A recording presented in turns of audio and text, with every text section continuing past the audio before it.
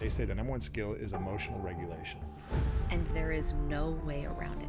You cannot escape this if you want to have a meaningful, intimate relationship. There is no way around this.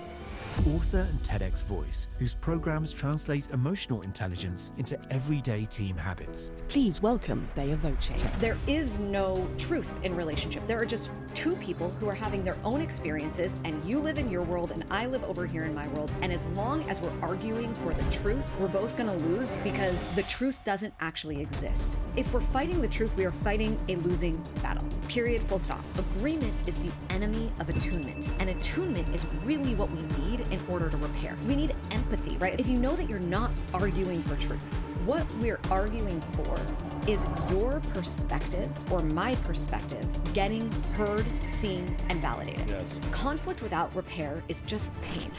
But then conflict with repair is healing. I deeply believe that we get into relationship to heal the parts of ourselves that nobody else could heal before. Do you feel like you've healed from those relationships with men? I don't know. Welcome back, everyone, to the School of Greatness. We have the inspiring Bea Voce in the house. And we were just talking, Bea, right beforehand about how both of us entered our previous relationships in therapy as opposed to waiting for conflict to arise and then try to repair. You have been helping individuals understand conflict resolution in relationships. You've been researching this for a long time. You've been working with people about this. And I'm curious, do you think we need conflict in order to have a healthy relationship? Is it part of a thriving, harmonious, healthy relationship?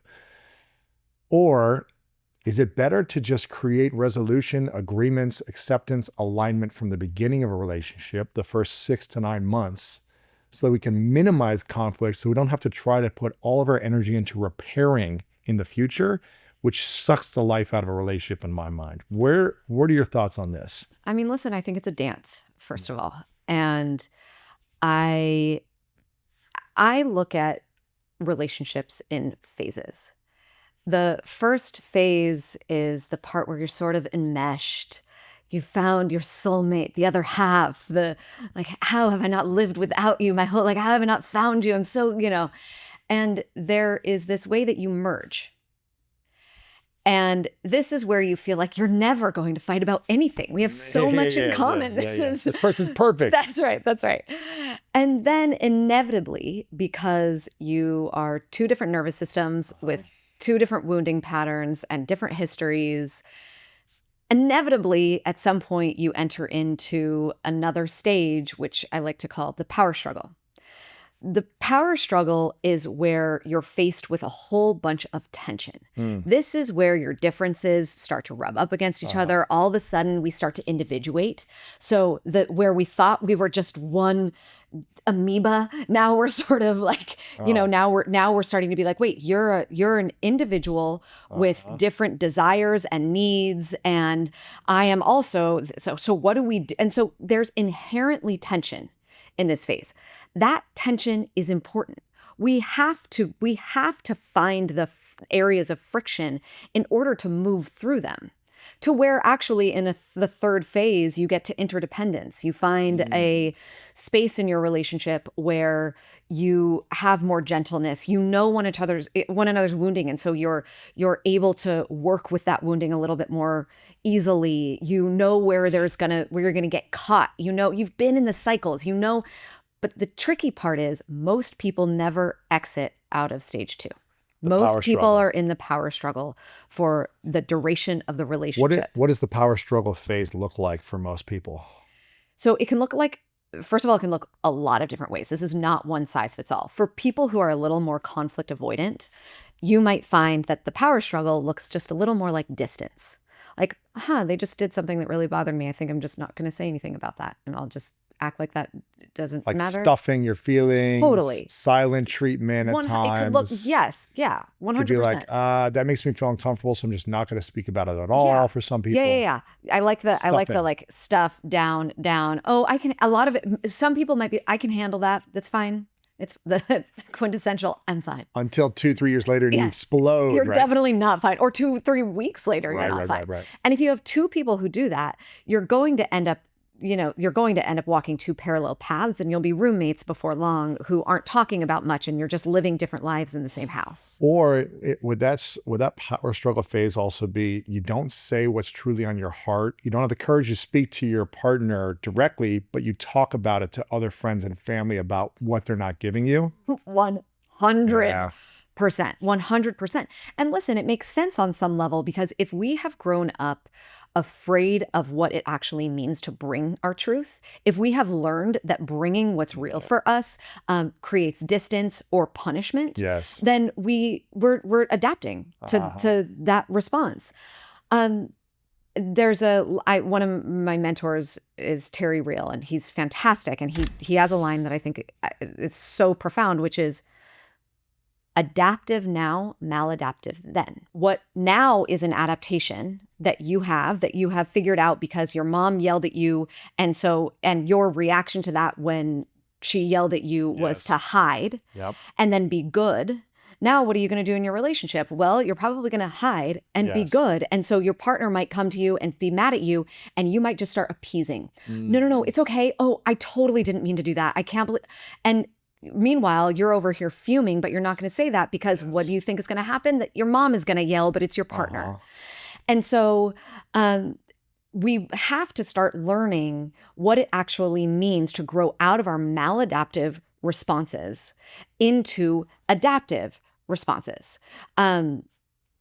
So if you were yelled at as a kid, for instance, and your adaptive smart response, by the way, was to, like I just said, maybe hide in your room and cry. And that actually gave you attention from your dad. So when you cried, your mom would yell, and when you cry, your dad would come and console. So what did you learn? You learned safety is crying, having a big reaction, and then dad's going to come console me. Now, as an adult, you cry hoping for that same attention. And it might not even be conscious, by the way. You just cry because that's the thing that comes up. It just comes out of you like that. It's so easy. And all of a sudden, your partner doesn't actually respond to that. Your partner actually needs you to be in a little bit more of a regulated space for them to meet you. Yeah. And where do you go? You go deeper into the pain. You go harder into the crying, because that's the thing that got you attention before. So when we don't understand that there is this younger part of ourselves that is in charge when we're triggered. Now, you can call this the amygdala. You can call this your inner child. There are many people have had in many traditions have called this different things. Yeah. I like to look at it as a little kid, as like your 5-year-old self who's crying, begging for a parent to hold you and give you attention. And when that matches up, which it just tends to do in relationships, with your partner's wounding, Mm-hmm. well, guess what? You're probably not going to get your needs met. Yeah. It's going to lead to more tension. So this question of, can we just deal with it at the beginning and talk our way through agreements and whatnot so that tension doesn't arise? I think that actually goes a little bit hand in hand with this narrative that we've all been sold and has been steeped into our subconscious, that is from Disney and Hollywood rom-coms and hashtag couple goals on social media around what a relationship should look like. And unless you're in self-development, unless you're in therapy, unless you read relationship books or go to the workshops, there's actually nowhere in culture where you're learning that conflict is normal and that you have to, it's intimacy building. Now, there are plenty of unhealthy ways to do conflict. So I don't mean to say that yelling and abuse that's not a healthy way to do conflict. But if you can do conflict in a way that actually then lends to repair, and then you complete the cycle, then conflict without repair is just pain over and over and over again. Yeah. But then conflict with repair is healing. I actually really like thinking about it this way. So you each come into the relationship with all of your relationships behind you. So it's your relationship with your caregivers. It's Yeah. the relationship with the person who broke your heart or the 12 people who broke your heart before that. It's the pain that you did to other people, and it's the pain that other people did to you, caused to you. You walk into your relationship with all of the unhealed pain, and you basically walk to your partner and you say, Heal me. here it is. Yeah. Here it is. Yeah. Yeah. But we don't know that's what Yeah, we're saying. yeah. That's not why we get into, that's not why we think we're getting into relationships. But that to me is when we're talking, when I get a little more kind of spiritual and woo-woo and esoteric about it, I deeply believe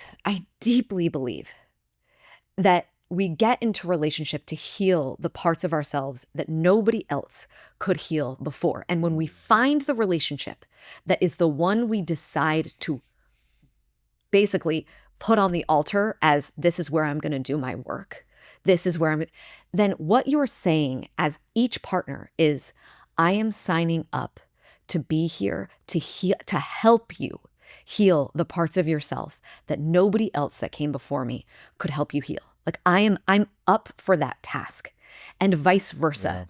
It's, to me, that lens it's a gift that we give each other when we sign up for relationships and say, it doesn't matter how perfect I want you to be. I know you come with unhealed wounding, and I have the exact recipe that's probably going to bump up against those wounds.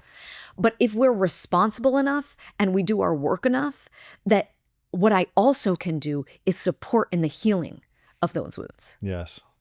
I heard Gabor Mate said that if it's hysterical, it's historical. And if someone is reacting based out of a trigger or something, and they're reacting hysterically to a situation or an environment that even isn't a physical threat, but feels to them like there's a physical threat, there's some type of history behind it that's causing them to be hysterical or reactive in whatever situation.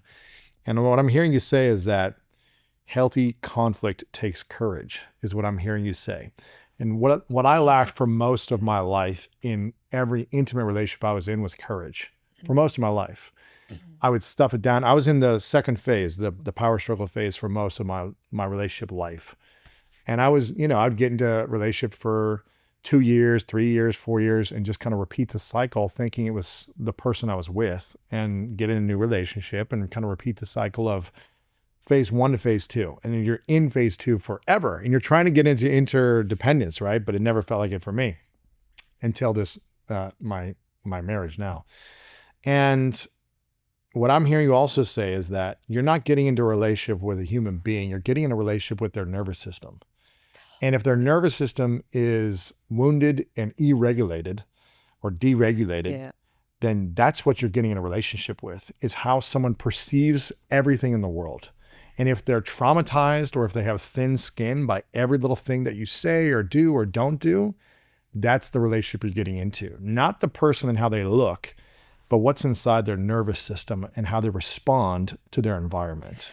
I often say, like, if we were to go on first dates and be like, all right, when you're just off the rocker, what do you like? Like when you're super triggered, when you're a 10 out of 10, when you're a 5 out of 10, what do you like? What are we up There's against? There's a bear inside of me. There's like a bear that wants to destroy. If I'm like not regulated, it's like, I'm like, let me just take on the world. It's like a bear. Same. I can get both.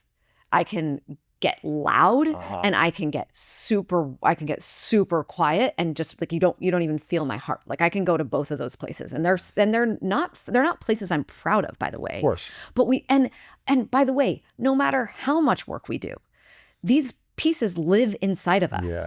It's not that the little kid ever goes away. It's that when you start to understand what your nervous system is like when it gets dysregulated, like, oh, I know that my chest tightens, or I start to talk really, really fast, or I start to sweat, or it's maybe it doesn't feel so physiological, but I can start to feel you become my enemy. I'm like trying to build my case against you, right? So right. Like we've all kind of been here in one way or another.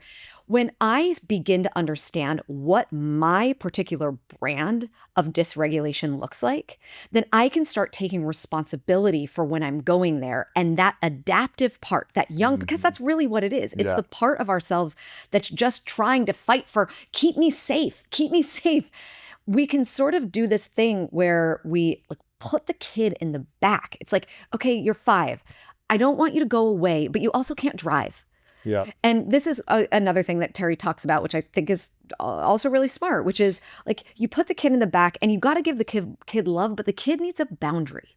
Like that's what kids need. They need love, but they need boundaries. So you Yes. you put the kid in the back and you're like, hey kid, I got this. You don't need to be the one. And they generally don't want to be the ones to be in the fight anyway. They're like, No. oh, great, hands off the wheel. I Yeah, can yeah, take a nap or play Legos in the back. And then the more regulated part of you can start to come online. But you've got to take care of the part that's dysregulated. Generally speaking, you're either better at auto-regulating, so regulating on your own, or co-regulating, like you need somebody to help you regulate. And we want to get better at the other. That's generally what we need.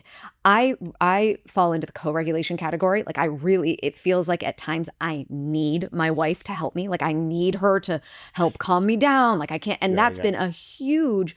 But if you attract an independent person and they're like, hey, I'm an independent, like get away from you're her, you're by the way. clinging to someone who wants to be alone. But that's also where the healing comes into play, right? So because I have been like, save me from my own emotions that I don't feel like I can handle on my own. And she's like, that doesn't actually work. What do I have to do? I have to build the skill of auto-regulating. I have to build the part of myself that understands how to take care of myself. And probably the more you do that, the more she wants to come in and 100%. co-regulate. Exactly. As opposed Which to is her feeling work. she needs to do it. 100%. And like, yeah. 100%. That's interesting. You mentioned before that there's a massive link between physiological health and emotional dysregulation. How does this play into relationships then? Oh, thank you for asking this. Thank you, because this is so important.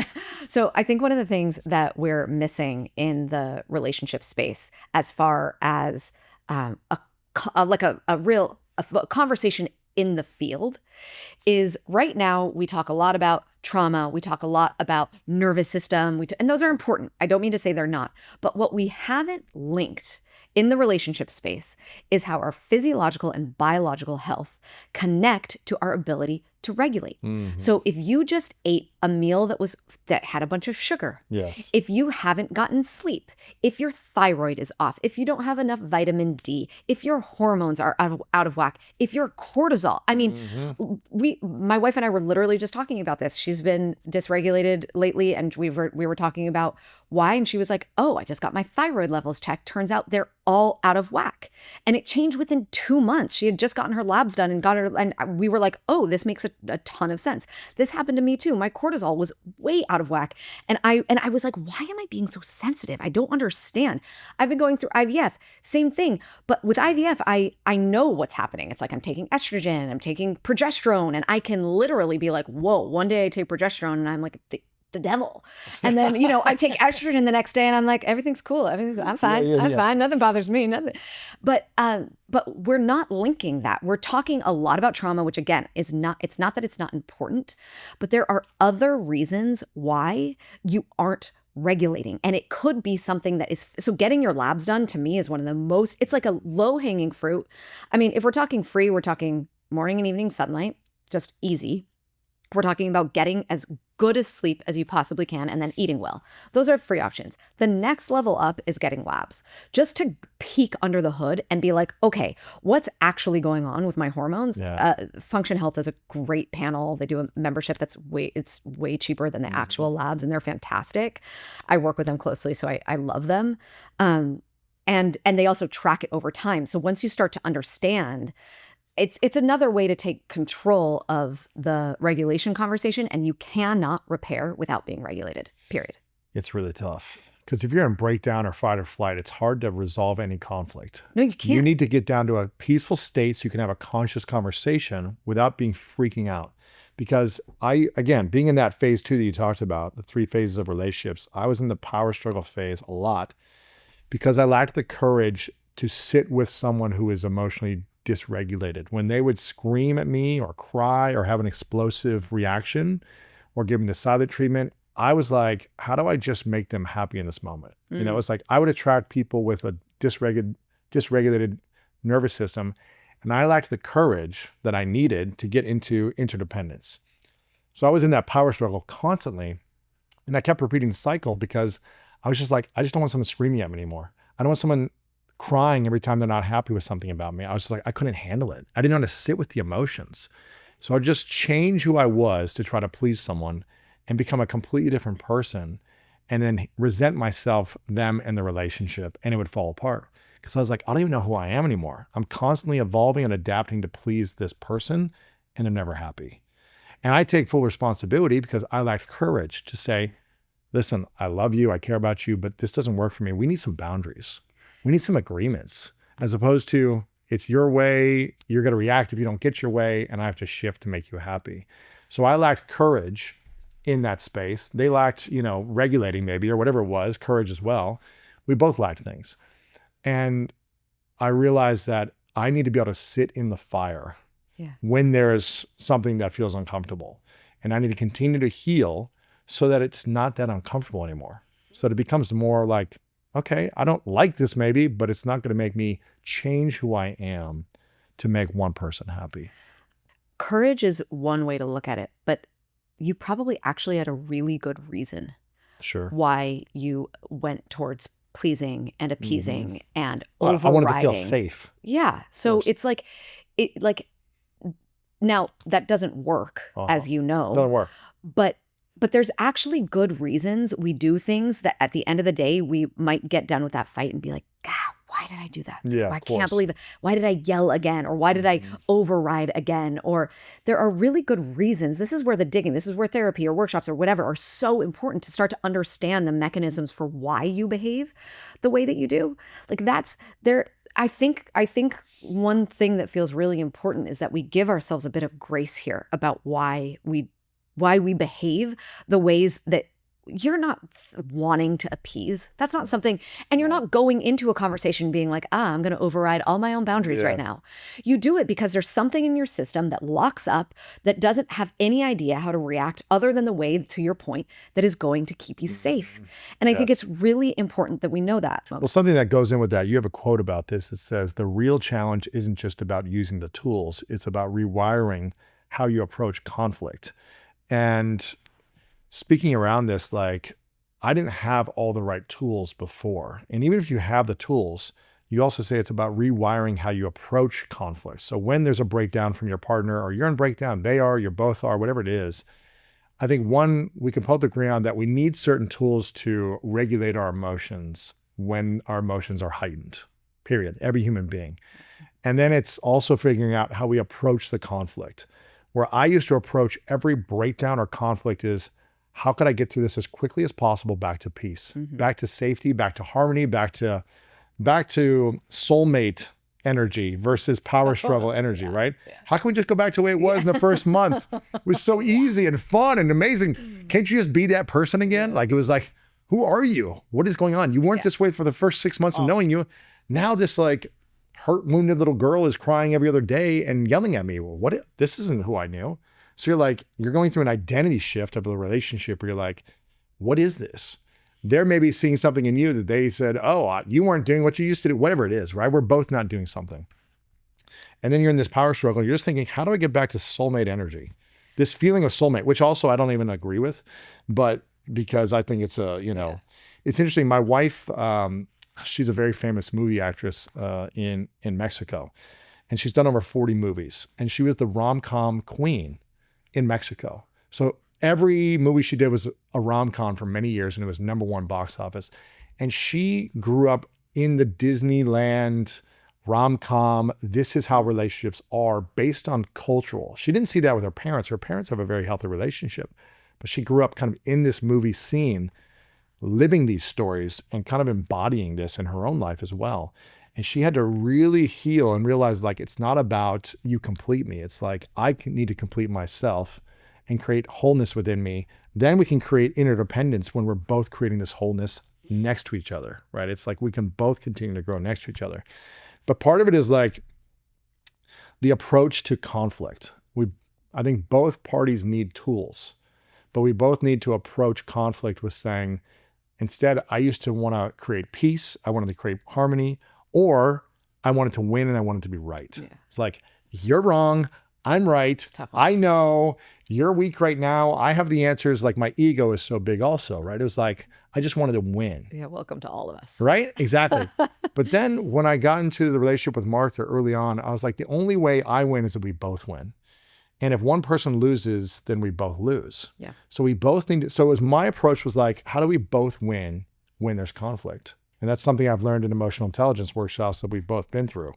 And it's really about approaching conflict with me to that mindset. And it's not always easy to do, even today, even with the tools. You still have to approach it with, it's not about me being right, you being wrong. How can we both win here? Yeah, just speaking of mindset, I actually think there are 3 things I think about that when approaching conflict that are really important that I think we've gotten kind of wrong or we haven't been taught. I use the acronym TAR basically so that I can remember it. Okay. But it's truth, agreement, and responsibility. Now, truth, you're saying win lose. Oftentimes we want to fight for the truth. We want to fight like you just yelled at me. I wasn't yelling. I was just speaking loudly. Yeah. No, you weren't. Yeah. You're going too fast. I was going 5 over, right? If we're fighting the truth, we are fighting a losing battle. Period, full stop. There is no truth in relationship. There are just 2 people who are having their own experiences, and you live in your world and I live over here in my world. And as long as we're arguing for the truth, we're both going to lose because the truth doesn't actually exist. It's so important to know this because we often think that we need to the second point of the mindset shift, agree with one another. Now, if we think we have to agree, then we think your truth has got to be right and then my truth has got to be wrong. So how does that work? That's not an equation that works out. So, but if you know that you're not arguing for truth, what we're arguing for is your perspective or my perspective getting heard, seen, and validated. Yes. The way to do this is one person has got to go at a time. You cannot go at the same time. Try doing that with a Mexican family. Oh, God. They all speak at the same time. At the same time.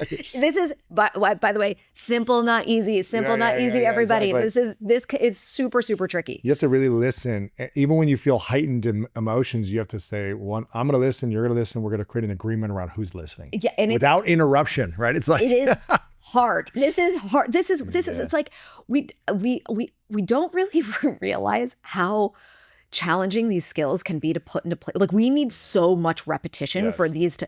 So listen, you're gonna go one at a time. You're gonna say it's your partner's turn. They're gonna say something that pisses you off, and you're gonna jump in. That's gonna happen. Like we just have to know that is going to happen as we're practicing this. This is a lifelong journey here. But the move is to know who's most dysregulated, and that person should get repairing first. So first, before ever entering into a repair conversation, you need to both I call it do nothing. Like go into your separate sparring corners and like drink water, take a bath, phone a friend, talk to a therapist, do whatever you need, put your feet on the ground, like whatever you need to start to ground a little bit to start to regulate. Once at least one of you is, regulated at like on a scale of 1 to 10, like a 3 or below, then you're ready to have a repair conversation. Then you're ready to go in. At this point, if you and I are repairing and you're the one who needs repairing first, I have to over here be like, okay, it's not that I don't get my turn, but my turn just isn't right now. For a lot of us, especially my people pleasers who are listening, that's me also, recovering people pleaser in the house, you have to know that you're going to get a turn. Yeah. So how I think about it is you like zip down this little meat suit, you just zip it down and you just take your perspective off and you put it over to the side and you just take a little cat nap. You just not that your perspective doesn't matter, not that it's not important. It's just taking a nap for the time being so that I can come in over here and focus 100% of my effort and energy and attention, even though I have my truth over here, even though I have my perspective over here, I have what happened that really hurt me over here. We're going to address that. We're just not going to address it right this second. So if I know that, then I actually can zone in on you. Now I can start to get curious about what is happening over in your world. This is what I was talking about with the second piece, which is agreement. Yes. we get so caught in needing to agree, like that you're going to say something and all of a sudden it's going to need to change my mind about my worldview and what happened for me. We don't need to do that. Agreement is the enemy of attunement, and attunement is really what we need in order to repair. We need empathy, right? Attunement, empathy, I could use them kind of interchangeably. And there are two types of empathy: emotional empathy and cognitive empathy. Honestly, there are probably more. This is Susan David at Harvard. She talks about this, and I think it's a really brilliant way to think about it. Emotional empathy is, I feel what's happening over here with me. And as you talk and you speak and I start to learn more about what's going on for you, I can start to feel how that feels for you, how that hurt you. It's not that I leave myself, but all of a sudden I can start like, oh, wow, if I believed what you believe, I can totally see how that would hurt and how you would be angry and sad and frustrated about that. That doesn't mean, by the way, that I don't have my perspective. It's just taking a nap. It's just still over here. But now, because I know it's only taking a nap, I can just come over to you and be so immersed in your experience. Cognitive empathy, I might not feel what you feel, but now I can start to understand it on a really different level. Your story is starting to make sense to me. I'm starting to be like, okay, well, yeah, again, if you believed that, that makes sense to me. It's not necessarily happening in my body, but I can understand it cognitively. This doesn't mean we agree. Yes. And I think this is so important because it's where we find collapse in conflict, is when we feel like we have to take our perspective away or the thing that happened to us away in order for you to feel repair. Yep. I also have something that I call the 70% rule that I discovered because this is a hard one for me, which is when we start to expect about 70% attunement, 70% of you're trying, you're doing it good enough, you're asking the questions. It might not be exactly how I want you to ask them or in the tone, but you're like you're doing Trying. it. Yeah. It's like 70% there. The 70% is the couple's work. It's like below 70%, you need the couple needs more work. But anything beyond the 70%, that 30%, that's really your work. That's the part of yourself that is sort of unrepairable with. That's how I think. Like I'll never forget. Emmy, my wife, and I were in this fight, and she's trying to repair with me. It's before bed, and she's pulling out all the Trying stops, everything she could possibly do. She's pulling out everything, and we're in there for maybe an hour. And eventually I just look at her and I was like, I don't think there's any way for you to win right now. And she looks at me and she goes, thank you. And it was actually in that moment that I started to understand this more, that I was like, oh, this is mine to do. This is the part of myself, the well of loneliness that I am so deeply needing, quote unquote, needing somebody else to meet in me because I'm so afraid to meet that black well of sadness in myself. Once I got that, now I know what's mine to do. I know where my work is because she has met me as much as she can meet me. This is important work for me to do. Yeah. And then the last one is responsibility. And we know this because of, the MITT, and I know this from the landmark world, and which we both did years and years ago.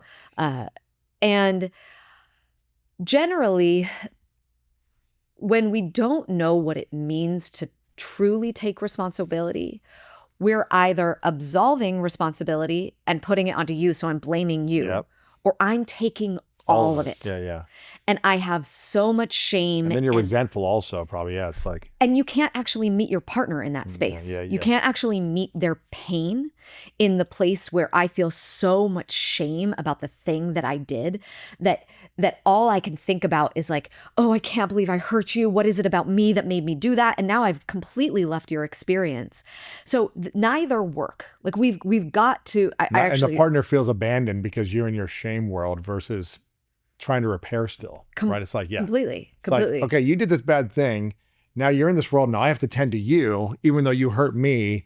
So now I feel like I didn't get repair. Yes. Because now I'm trying to soothe your pain of feeling so guilty and shameful. Yeah, now we're over here in Yeah. your world where what happened to what I was just going through, and now I've been completely left. This power struggle phase is like, Oh, it's tough. exhausting. It's a tough one. It's a tough one. And by the way, just to name, you don't actually go through, merging and power struggle and interdependence as Yeah. some like linear, you can go yeah. back into the power struggle when there's a new transition that you're going through, when someone loses a job, when Yeah. there's something really big that happens. Like you can kind of go, you can, move through the phases, and it's as we know, relationships aren't so linear. Yeah. But knowing that there is a way that when you're either blaming outward or you're blaming yourself, neither of those places are going to help you actually meet the needs of your partner. That's so true. And it's really important to get I actually brought this. We can go over it if you want. This is See it. okay. Yeah, So see it. this is I got this from Terry Real also. I think, listen, I don't necessarily buy into one modality of couples work or another, but I think this simplifies where we go when we're triggered. Sure. So I think it's kind of an easy model to look at. So what is this? What is this explaining? So this is called the relationship grid. This is explaining when we go into blaming outward, right? It's what you call grandiosity. This is where this isn't me. This is all you. You did this. You did this. You need to take responsibility. That's right. Like Yeah. this isn't me. There was no fault over here. We tend to, and this is going to be on the dramatic end of things, we tend to either go one up into grandiosity or one down into shame. But we do a couple of other things too. We either go into boundaryless behavior, and boundaryless behavior is yelling, it's crying, it is exactly how it sounds. It's crossing over your boundaries in order to get my needs met. Or to protect ourselves, we wall off. These are the silent people. These are the ones who are going like, We give in also? Is that what we do? Or is that more boundaryless? Well, it depends on where you fall in the 'Cause quadrant. We'll get to that. I used to give in to like someone blaming or screaming or crying at me. So I didn't create a boundary to try to keep peace, but I never had peace. No. I have a guess of where you fall, but I want to Okay. say, okay. So those are the four places that the four places on the quad, but we basically embody one of these four places. So in grandiosity, if we go one up into grandiosity and we tend to be more boundaryless, this is behavior that's it's on, again, the very dramatic end. This is where all abuse and violence lives. This is yelling, this is hitting, this is throwing things. When you are being grandiose towards your partner and you're not having a boundary, is that what you're saying? It's not actually not having a boundary, and we can talk about boundaries in a bit. Boundarylessness it's like the way that we express ourselves. So if someone who's walled off is going to get quiet and reserved and distant, the boundaryless person is going to get needy and please, and it can show up in a lot of different ways. Actually, that's the one. If you're getting needy and graspy, that's down here. So up here in grandiosity, your boundarylessness, that's where it looks like anger pointed at you. I'm screaming, I'm getting big, I'm trying to intimidate you. Mm-hmm. When we go down from boundaryless and shame-based, so now we're in the one down category. Now I'm not yelling at you and making things about you. I'm over here being like desperate and need, please don't leave me. Please, I'll do anything. Like I didn't mean to do that. I can't believe I just did that. Again, I'm being dramatic. Sure. Yeah, of course. And my guess Playing is in neediness, like, yes, yeah. I'll make it go away. Okay, I'll do anything that you need. This is appeasement, but appeasement can also be walled off, but you're probably going to find more appeasement in the like, okay, I just want to make this is why I kind of feel like this is where you may have lived. Yeah. I don't know, but maybe we'll not go the with the others. extreme. No. But And in most that of us- area for sure. Yeah, Most of us, by the way, don't inhabit the extremes. Some of us do, but this is like, you can think about what a moderate version may look like. I would do this. This is where I live. I live in boundaryless and one down. And so how it would look for me is I would be, my wife goes into kind of a walled off, closed down space. And I would do it super covertly. I would be like, oh baby, are you like a little bit shut down right now? Do you like, I wouldn't go into like, I would therapize her. I would be like, do you need space? Like, is there something that you need? But I'm not doing it from a regulated place. I'm doing it from a place of please don't leave me. Wow, really? Yeah, totally.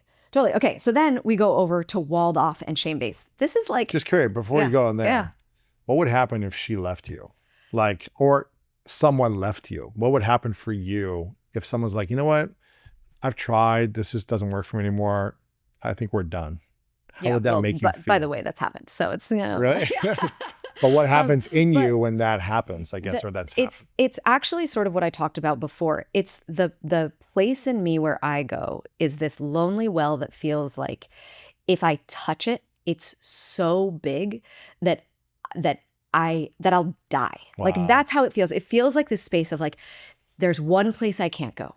It's that dark thing that lives in this amorphous place that if I touch it, it's like the world ends. Like What is that thing? Is that you being alone or not loved by one person or not accepted by one person? Or what does that mean? For me, it's the space of if you leave me, you prove that I am actually as unlovable as I may think I am. And that's in kind of my unhealthiest space. That's where I go. I've done a lot of work on that part. But the part in me that will always exist, that I'll always do work on, is the part in me that feels like no matter what I do, am I actually lovable? Like, can you really love me if I have a big reaction? Am I worth loving, or would you leave? Would you walk? And so part of what, again, my kind of young adult life and growing up in relationships would be, I'm going to be big and I'm going to cry. I'm going to get loud. And so that you can prove to me. So you can come in and show me. Show me you're not going anywhere. No matter what I do. No matter what I do. You'll still be here. Yes. Yeah. Which I got to tell you, didn't work so well. Was not a winning game. If we're going to talk about right. Why do you think I'm in the space of repair? Repair has been the hardest place for me in all of my relationships, and I have had a lot. So this is just like the work that I've had to do for myself. I grew up in Salt Lake City where my parents were hippies and I wasn't Mormon, but I grew up so desperately wanting to fit in. And so I went to church. I dated the Mormon guys. Your parents didn't go to Mormon church. No. They weren't LDS. No. But you were in a community where a lot of people did. It was Salt Lake City in the 90s. Yeah. Mostly everyone was Mormon. So you wanted to fit in and be accepted, and that's what they were doing. And so you're like, I'll go. At such a young age, I learned how to chameleon. I learned how. I did the same thing. Yeah. Yeah, it was. I remember in junior high getting into 7th grade and being like, okay, there's a new game to play, and it's called I'm going to be liked and popular by every single person in this school, and I will do everything to fit in with every single person. And so that's what I did. You could take me anywhere, and the Bea you would see in a hip hop dance class would be a completely different Bea you would see in the church with my friend, or dating my boyfriend, or whatever it would be. Like that's, and it. By the way, it worked. I was everything you would. I was Miss High School. Until it didn't work. It worked until you realized my nervous system is still unregulated. It worked until I would date. I would literally be like, I got to tell you, I'm kind of like an indoor outdoor cat. I can be outside, but I actually feel really good inside being warm and cozy and whatever. And I would date, pro athletes and be like, yeah, let's go on a Black Diamond on a really crappy day outside where it's going to be, super cold. And yeah, let's go. I'm in. And like the whole time I'm like, I hate this. This is terrible.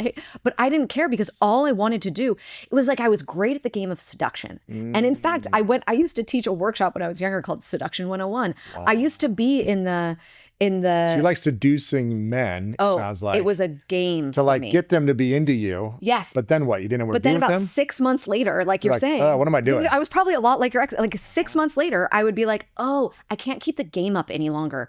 Now I don't know how to hide it anymore. So here's this thing that it's actually really vulnerable, and here's how it's gonna come out sideways and lopsided and not cute. And are you gonna accept me for who I am? Now that I'm not this perfect person that you saw for 6 months. Totally. I mean, it sounds like a lot of my life. Yeah, I gotta tell you, from all of your exes, I just want to say I'm sorry. Two of my exes, I'm sorry. I didn't know better. Yeah, of course. And it wasn't. By the way, I was not doing this consciously. This was who I was. Yeah. It was like survival. It was as easy to me as picking up this glass of water and drinking it. Like there was nothing to it. Wow. It wasn't like I had to sit there and be like, oh, what am I going to do next to make this person like me? What happens when you seduce a man from a wounded place? Or a man seduces a woman from a wounded place? What happens to that relationship? So there is a theory that we attract somebody who is at our level of emotional development. Or based on their psychological wounds, Dr. Tara Swart would say. Yeah, you attract based on your psychological wound. Totally.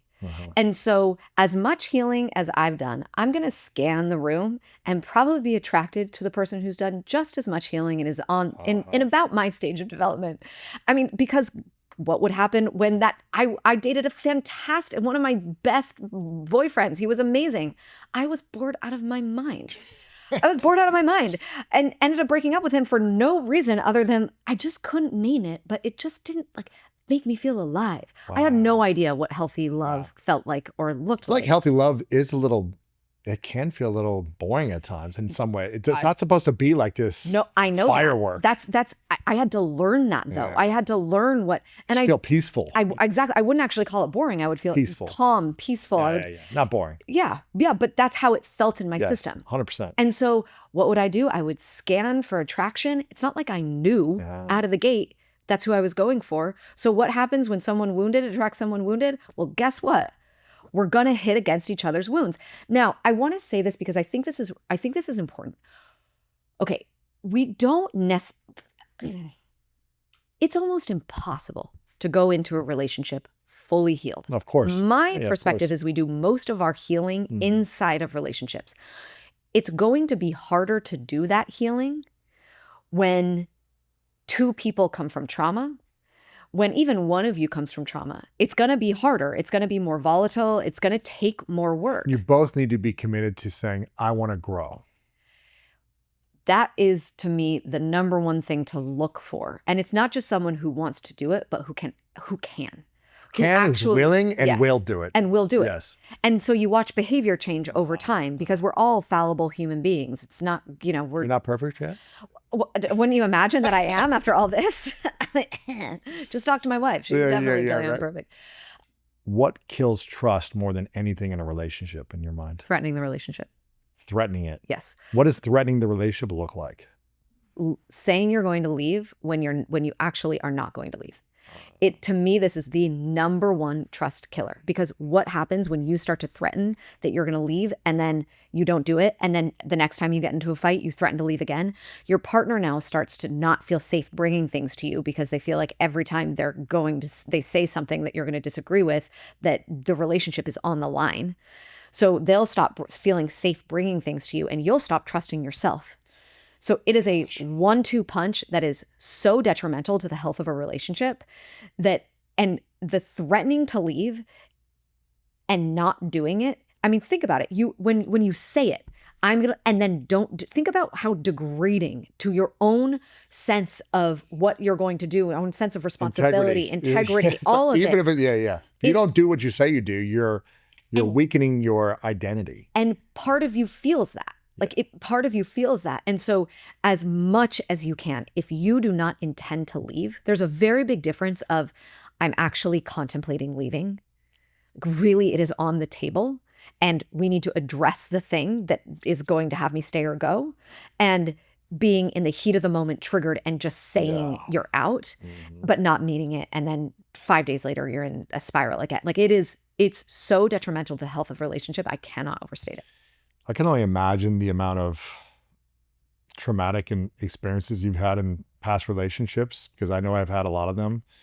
And one that reminded me of this is when I was 23, I was in a relationship with a woman who was a few years older than me.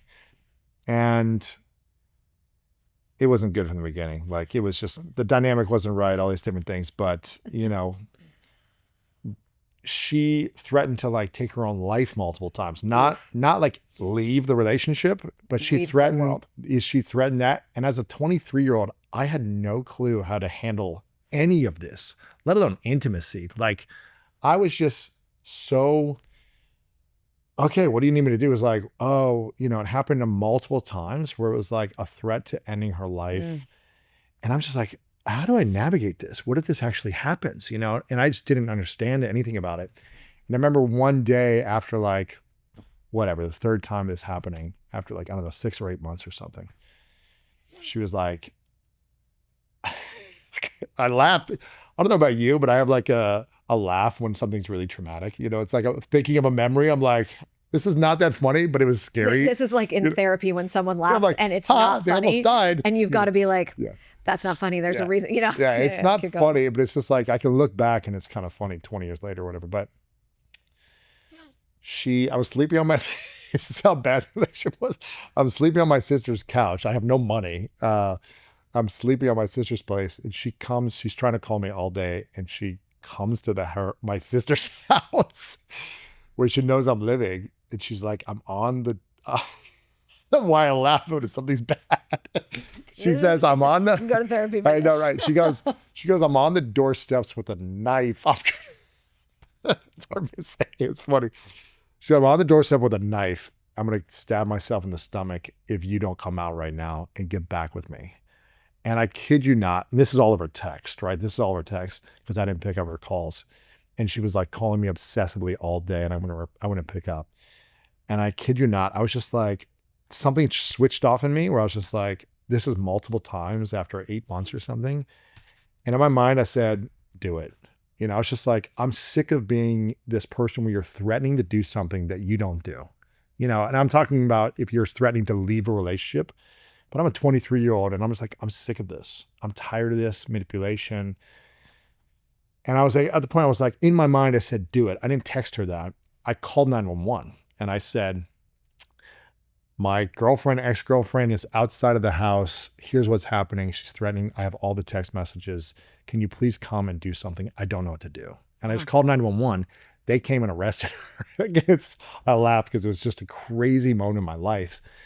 And I remember just being like, I didn't know what to do. What do you do in these environments where someone's threatening the relationship, threatening to take their life or doing something extreme, hurt themselves, harm another person, threatening something? These are things that we as human beings usually are not equipped with. Like we don't have the skills, the tools, emotionally, physically, logically, on how to navigate the emotions of another person or the threats of another person. And it is a scary thing when someone threatens any of these things, to exit the relationship, to exit the world or harm someone. It's terrifying. This is where 12-step programs like Al-Anon, CODA, Adult Children of Alcoholics, like this is where programs like this are actually really helpful because they're not only free, but they're helpful resources in that way, but they teach you about what it actually means to take care of yourself when you are with somebody who cannot take care of themselves. And these could be relationships where you can't leave, where it's dangerous, and that's really what they're there for. So I do think this is where programs like that, because you're right, who's teaching us this? No one's equipped to deal with somebody who says, I'm going to kill myself if you leave me. I mean, no one, unless you've ever been in that situation, you have no idea how you're going to react. No idea. Especially if you're wounded psychologically and your immune system or your nervous system's off. It's like, again, your main focus is how to repair from conflict, something you've researched for a long time. Is there anything that someone can do in a relationship that is unrepairable? I think that's up to the people in the relationship. Like for some people, infidelity is a deal breaker. Yeah. Period. Yeah.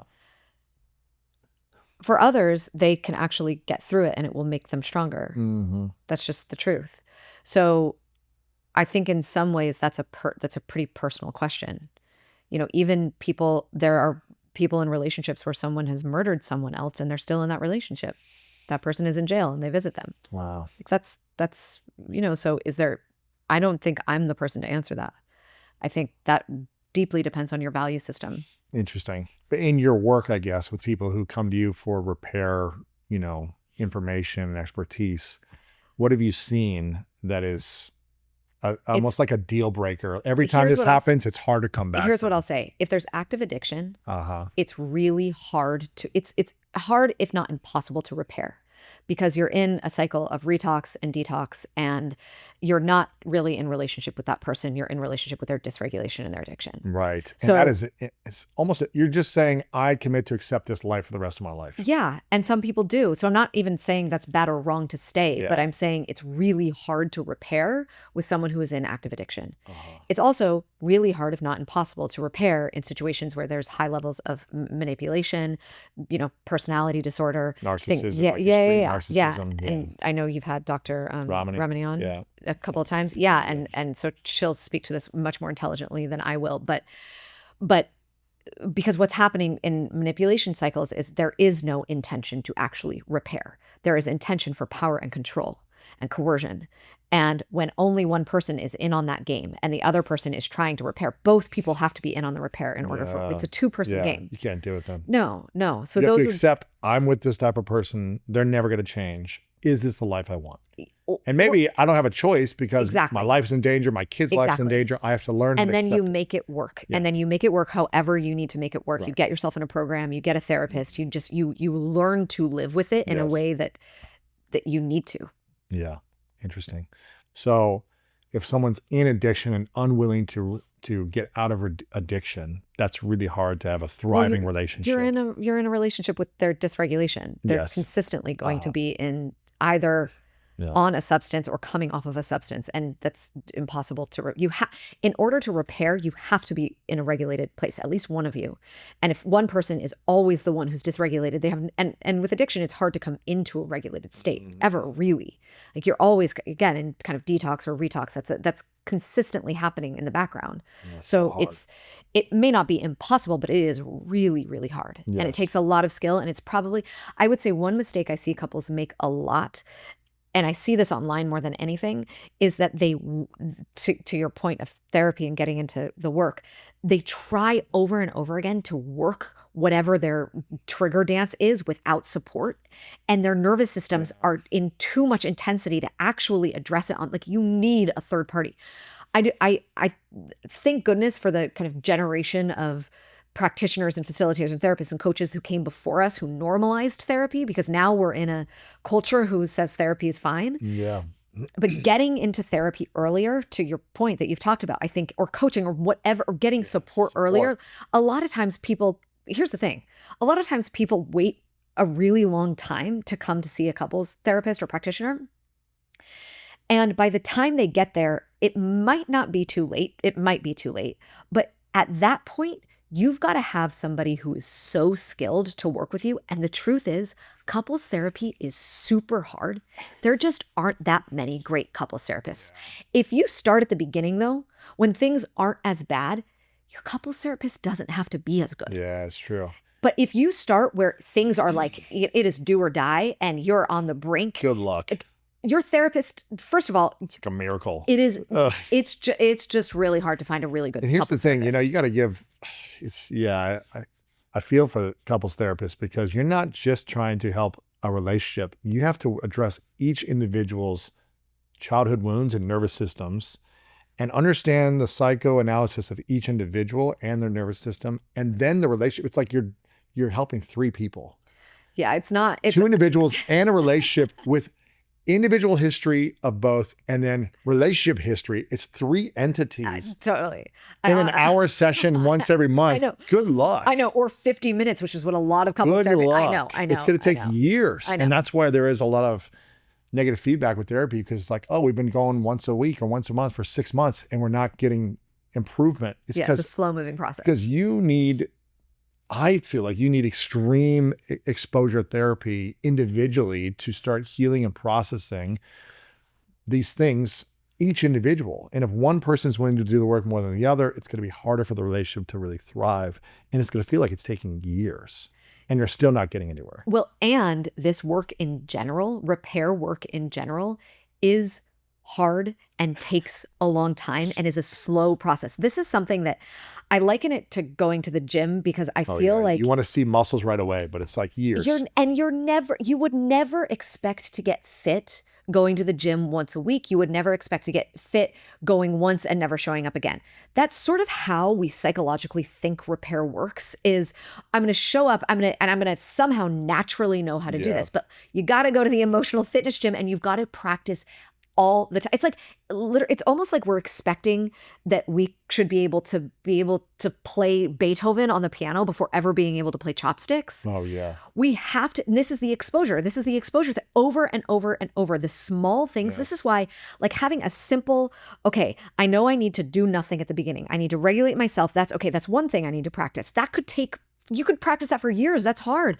Okay, I need to practice perspective taking. There's a fantastic, I don't know if you've interviewed him, but he's a former CIA agent named Andrew Bustamante. I haven't yet. He's fantastic. And he has this, I love what he talks about around perspective and perception. Perception is where I sit over here every day. It's, okay, how do I look right now? Is this interview going well? It's where I live most of my life. Perspective taking is coming over to you and being like, okay, so how does Lewis think this is going? What's going on in Lewis's world over there? That's the skill. And really, it's you go one step further and it's perspective getting, which is not just, okay, you have another perspective and I can do the work to figure, to get in your world. But like now I get it. I've been curious enough, and even curiosity as that one skill, that's a freaking hard skill. That's complex. That's like learning how to get out of your own way, ask the right questions, ask them in a way that's going to elicit something from your partner that you've never heard. Like these are hard tools. These are hard skills to learn. We need to practice them. But if I can practice getting out of my own perception over here and perspective take over there, but he's talking about that as a CIA skill. Like Yeah. we're not practicing that on a day-to-day basis. It can be really tricky, but it is the practice that is required for entry. There is no other way. Yeah. These are the skills that we have to. Relationships aren't as hard. This is, I think it was Alison Armstrong, and this is a quote from her that I'm going to butcher because I butcher every quote. I just can't remember them exactly, but it's something along the lines of, relationships aren't as hard as we make them out to be, but the skills that we need are. Like we've just haven't been trained for relationships. That's it. We psychologically understand that in order to get fit, we have to go to the gym, period, full stop. We have to work out. We just know that. No one needs convincing of that. We have not yet learned, we haven't like really gotten at the core of ourselves what it takes to be in healthy, long-term, secure, functioning relationship, especially for people who come from trauma. Yeah. It takes a lot. It Years. takes years and years of practice. And you can't expect to come into a relationship fully healed. That doesn't happen. You do your work on your own, but ultimately most of the work that you're going to do is when you get triggered inside of relationships, period. Yes. And learning how to integrate the tools you've learned from the Yes. healing journey in the emotional reaction and say, how can I feel safe here? Yes. What's the tool I can use in this moment to calm my nervous system, to regulate, so that I can take a break, not feel like I'm getting threatened, and listen and then respond. Yes. And know that I'm going to be safe after this uncomfortable hour, 2, 5-hour conversation, 10-minute, whatever it is, that I'm safe after. It's still going to be okay. I may not like it, but this is going to help me thrive. And I think the more we can learn how to have calm conversations when our nervous system is frustrated, it's just going to help us be better in relationships. Yeah. And that takes, we're not going to be able to Years. have calm conversations if we're not Years. used to that, or that wasn't Yeah. modeled for us No. at the beginning. So don't 100%. expect that that's going to be, that just means, okay, Not gonna next happen. time I'm going to be a little more, or I'm going to be able to say one thing that's a little, it's the micro, Exactly. it's the micro repairs that actually ultimately, 100%. 100%. Yeah.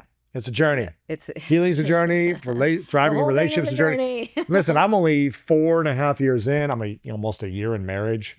And I'm sure, I'm going to have to continue to learn how to do this like after kids. And it's like, She's going to be different after kids. Her priorities she's are already gonna change. different. Yeah. She's already different. Totally. I mean, it's like, and I have to continue to evolve and I have to continue to learn new skills, and I have to continue to be even more present and more patient, which is like the thing I need to work on the most. All these things, right? Yeah. It's like, Yeah. I got to lean in, and it's uncomfortable. It's not what I would like to do. It's not like, oh, this is all easy.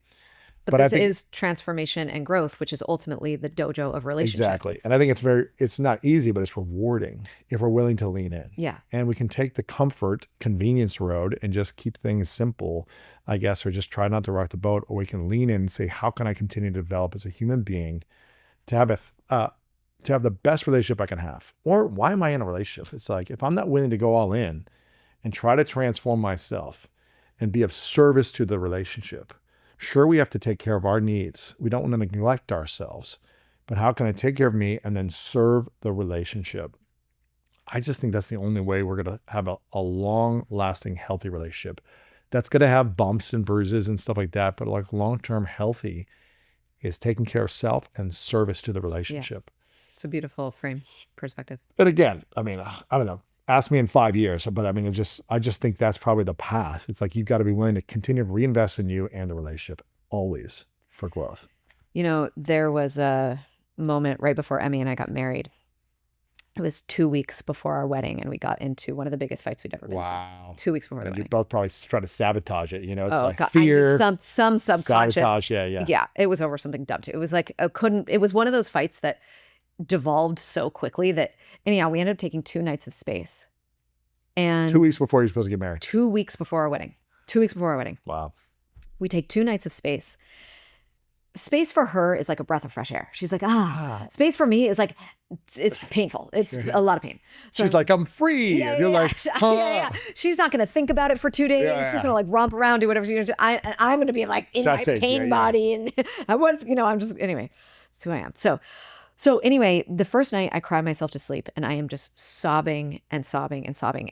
And in that moment, I have this voice that I hear, and it's like me, but smarter, like that version of me who just knows something I don't. And she starts being like, it's okay. Keep crying. I've got you. And I'm crying and I'm sobbing. And she's saying, it's okay. I've got you. Keep crying. Keep going. You're not going to be alone. I'm here with you. Even if Emmy leaves, I'm here.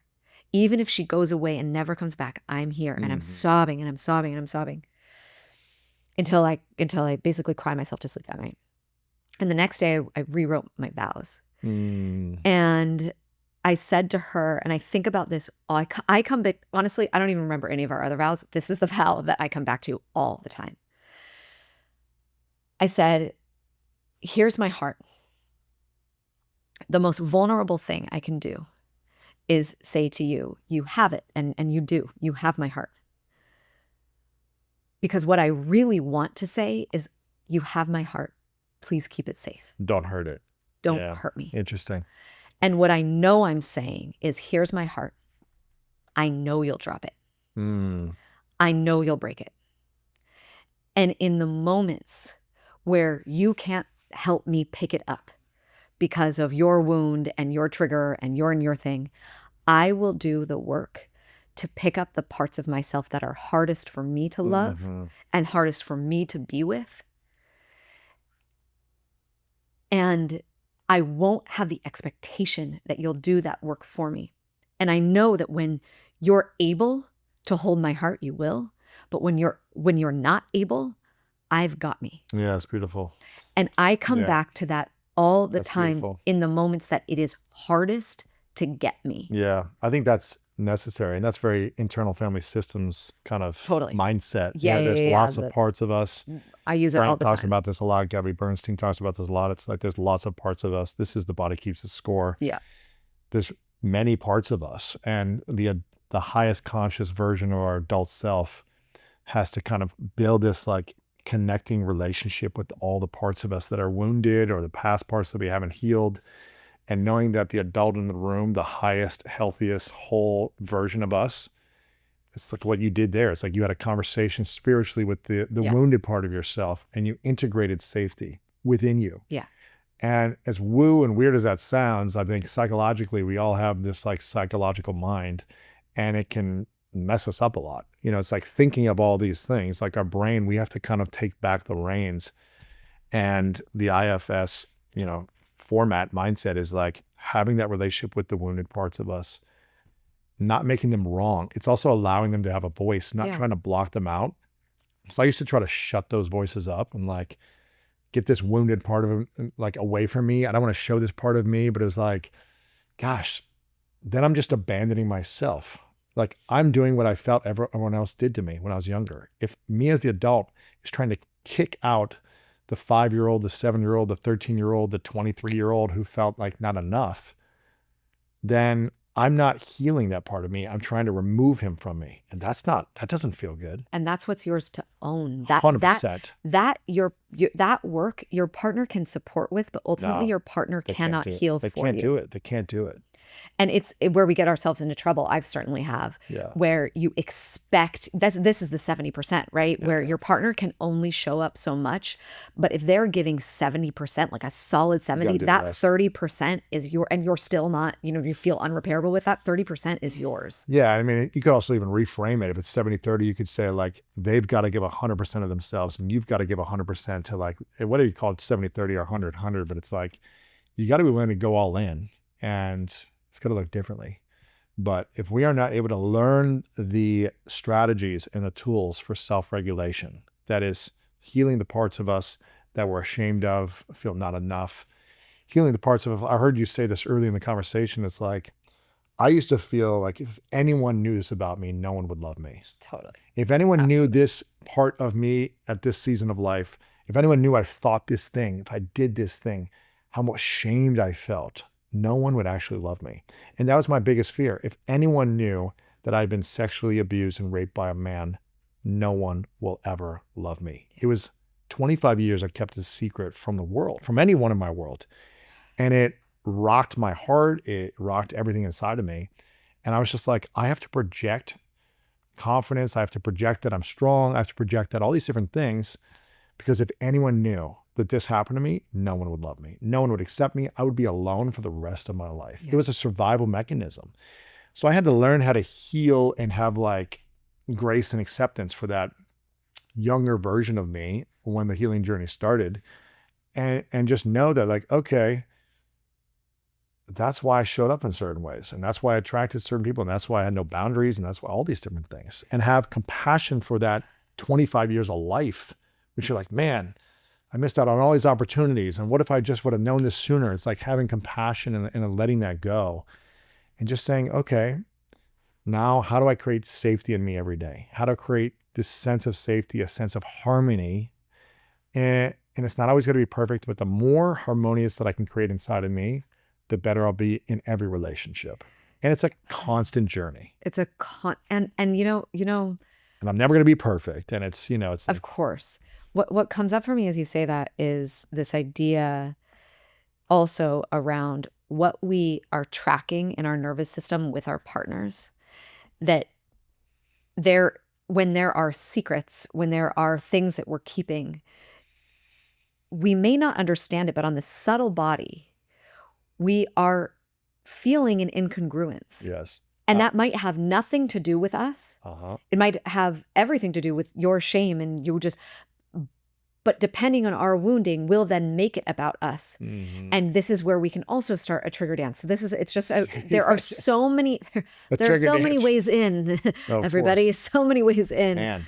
to conflict. Yeah, I felt incongruent for most of my life based on shame, guilt, lying, stealing, whatever. And so you can it is. imagine partners you would attract Of course. would either pick up on that or be incongruent themselves or then be getting mad at you at other things, even though they're feeling course. right? That's Of course. just, Yeah. So it's like having compassion for your younger self and having the wisdom now, hopefully, and saying, how can I use this wisdom now moving forward to stay in congruent as possible, knowing that we are, again, have crazy thoughts and dreams and all these different things. It's got to come up, all these things. But it's like, how can I live with my intentions, my words, and my actions in alignment the best I can every moment? When you do that, you feel peace. You may not like situations in life, like things are going to happen where you're like, I don't like that. You might still react.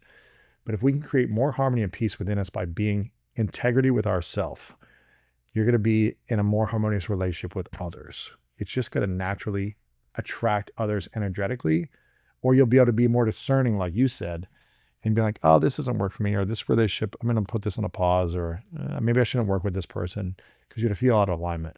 it's I love this, and I also think there's another kind of take on it, which is we're in this era right now of authenticity, being authentic with ourselves. And not that that's not important. It's super important. But what I'm finding interesting is that as authenticity rises in the conversation and speaking your truth rises in the conversation, there's another thing happening around, how do I want to say this? How hard it is for us to hold complexity. Yeah. Gray It's Gray like areas. I believe yeah, this, yeah. and so Of course. I have to hold to this, and I can't change my mind, Yeah. and that there's like, this is kind of an Esther Perel that has been talking about this a bit, and I think she's really onto something here, where she has this quote, which is, relationships are not problems to solve, but paradoxes to manage. And inside of ourselves, when we're on our own, we're forced to look at the paradoxes inside of ourselves. So maybe the part of us that wants to move close to our aging parents, and the other part of us that wants to stay where we live because we have community. Yeah. And we have to wrestle with that on our own. Like that's a friction that we feel in ourselves. As soon as we have somebody else in the room, a partner, all of a sudden, the paradox inside of ourselves that we would need to wrestle with, we can now polarize and project onto the other person. So maybe, we're talking about parenting. Maybe there's a conversation within myself around sleep training, or what's the other one? Sleep training or co-sleeping.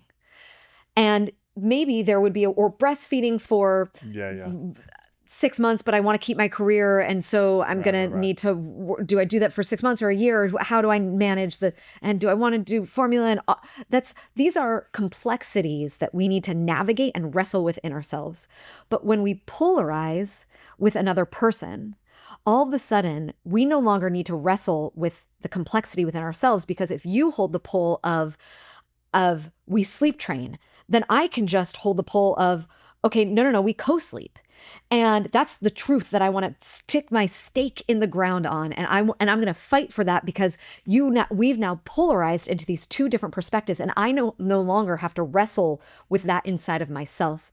And so it's interesting, as we sort of started to have this conversation about authenticity and speaking our truth, and it's almost as if we're losing the ability to hold complexity of this idea that sometimes it's not going to feel good, or we have to do things that are really challenging, that might challenge the ideals that we thought we once had, but that feel more in line with a self that we're coming into, or we're needing to wrestle with it within our partnership, because we both have these different values or ideas about how we want to raise kids or where we want to live, or all of these things. And so I think in ways there's a way that we've simplified the conversation of authenticity and integrity, and that has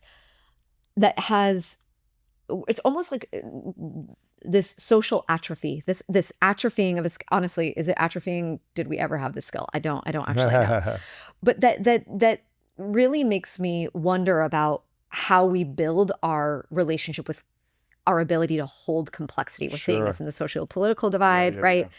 And one way I see us being able to do this is through, and this is a huge conflict resolution skill, but is through stories, like truly being able to sit with someone else's story, not need to be in agreement over it, but actually sit with it and contemplate it. But we don't need to do that now, because everything in our feed is feeding us. It's an echo chamber of everything we want to feed us. So we're getting fear from from the other side, and we're getting fed the information that's from our side. And we never have to listen to another person's point of view.